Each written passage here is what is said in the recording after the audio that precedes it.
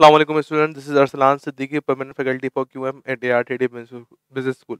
दोस्तों, हमने लास्ट कुछ वीडियो में आपसे ऑर्डिनरी एन्युटी डिस्कस किया था। आज मैं आपके सामने एक और ऑर्डिनरी एन्युटी का क्वेश्चन लेके आया हूँ। वीडियो को पॉज करें, सवाल रीड करें, खुद सॉल्व करने की कोशिश करें और फिर वीडियो को प्ले करके अपना आंसर मेरे आंसर से मैच करिएगा।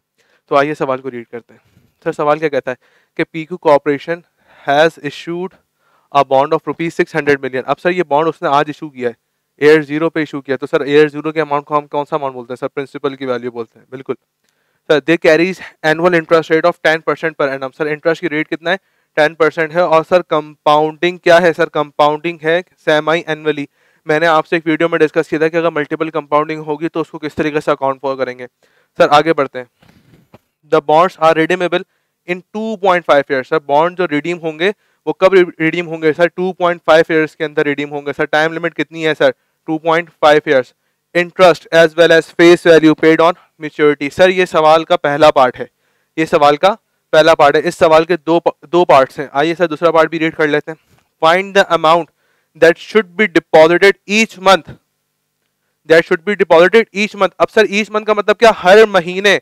और जो हर महीने में अमाउंट डिपॉजिट कराता हूं तो ये एन्युटी कंडीशन फुलफिल हो रही है यहाँ पर। ठीक है sir. Each month into a sinking fund to be able to redeem all bonds on maturity. उस फंड से वो अमाउंट एक्यूमुलेट हो जो अमाउंट बॉन्ड को रिडीम कर सकता है मैच्योरिटी के ऊपर। If the deposit amount earn interest of 9% compounded monthly. अगर डिपॉजिट अमाउंट जो है वो 9% इंटरेस्ट मिलेगा और कंपाउंडेड सर क्या होगा? उसमें मंथली होगा। सर, आइए पहला पार्ट सॉल्व करते हैं अपना। सर, पार्ट ए में वो क्या कह रहा है कि बॉन्ड्स उसने इशू करे हैं 600 मिलियन रुपीस के, और वो सर कितने टाइम लिमिट के लिए इशू करें? उसने सर 2.5 ईयर्स के लिए इशू करें। लेकिन उसके अंदर इंटरेस्ट रेट कितना है? सर, इंटरेस्ट रेट है सर 10% और कंपाउंडिंग सर क्या है? Semi annually. तो सर, फ्यूचर वैल्यू का फॉर्मूला क्या है? S is equal to P into 1 plus R की पावर एन। सर, प्रिंसिपल की वैल्यू कितनी है? 600। सर, मैं लिख देता हूं यहां पर rupees in million. Rupees in million के अंदर सर बात हो रही है। Sir, 600 rupees into 1 plus interest की परसेंटेज सर कितनी है? 10%। सर, 10% नहीं, कंपाउंडिंग क्या हो रही है? सर, कंपाउंडिंग सेमी एनुअली हो तो 10% डिवाइड बाय 2। सर, टाइम कितना है? 2.5 ईयर्स। अब सर, आपको मैंने क्लास में वीडियो में समझाया था कि सर जब इंटरेस्ट की परसेंटेज को हम अकाउंट फॉर करेंगे, डिवाइड बाय 2 करेंगे, तो सर सेम अमाउंट से ही हम अपने ईयर से भी मल्टीप्लाई करेंगे। तो सर, अगर मैं इस फैक्टर को सॉल्व करता हूँ कैलकुलेटर से तो सर कुछ वैल्यू आती है 765.768। सर, ये वो फ्यूचर वैल्यू है जो आपको रिक्वायर्ड है अपने बॉन्ड्स को रिडीम करने के लिए। सर, पार्ट ए मैंने सॉल्व कर लिया। अब पार्ट बी में क्या कह रहा है कि find the amount that should be deposited each month. वो अमाउंट फाइंड करना है जो हर महीने मैं डिपॉजिट कराऊं। तो हर महीने वाला जो अमाउंट होता है उसको मैं बोलता हूं रीपेमेंट्स, और उसको डिनोट करता हूं आर से।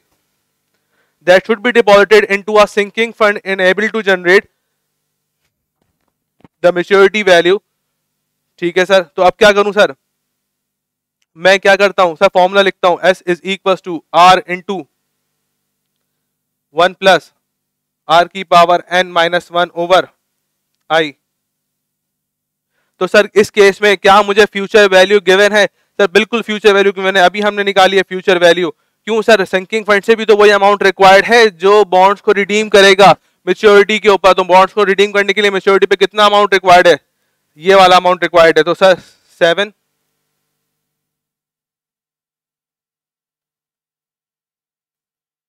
आर की जगह सर मैं डालूंगा एक्स 9%। सर, लेकिन 9% से मसला हल नहीं है। कंपाउंडिंग क्या है सर? कंपाउंडिंग मंथली है। तो 12 से डिवाइड करूंगा। 2.5 इंटू 12 माइनस 1 9% डिवाइड बाय 12। तो सर, जब मैं यहां से अपने इस फैक्टर को कैलकुलेटर से सॉल्व करूंगा तो सर यहां से वैल्यू आपके पास क्या जनरेट होती है? सर, यहां से वैल्यू होती है 22.856। तो सर, ये मेरा कुछ आंसर हो जाता है। सर, तो आपने देखा हमने किस तरीके से एक बड़ा कॉम्प्रिहेंसिव सवाल किया। सर, ये सवाल अच्छा है, पेपर के पॉइंट ऑफ व्यू से आ सकता है, इंपॉर्टेंट सवाल है। इस सवाल के साथ 2 कंपोनेंट्स थे। पहला कंपोनेंट क्या था सवाल का कि हमने जो बॉन्ड इशू किया था उसको हम 2.5 ईयर्स आगे लेके गए, जिसमें मेच्योरिटी का अमाउंट हमें रिक्वायर्ड था उस सिंकिंग फंड से, जिस सिंकिंग फंड में मैं इन्वेस्टमेंट करूंगा हर साल, तो वो सर मेच्योरिटी का अमाउंट तो सर मैंने यहाँ से निकाल लिया था अपना इधर से। क्यों सर? क्योंकि उसने कहा, क्या कहा था, वो अमाउंट रिक्वायर्ड है जो बॉन्ड को रिडीम करेगा मेच्योरिटी के ऊपर।